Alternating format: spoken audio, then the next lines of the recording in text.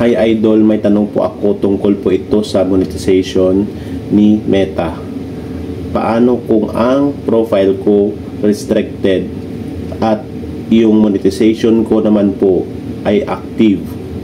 Mabibigyan pa rin ba ako ni Meta ng content monetization? Kung ang profile mo ay restricted pero ang monetization mo ay active, posible pa rin mabigyan ka ni Meta ng content monetization.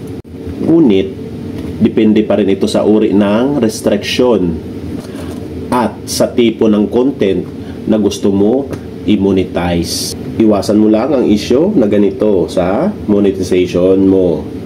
Kung ang monetization mo ay nasa panganib, ay posible maapektuhan ang inyong kakayahan makakuha ng content monetization kay Meta.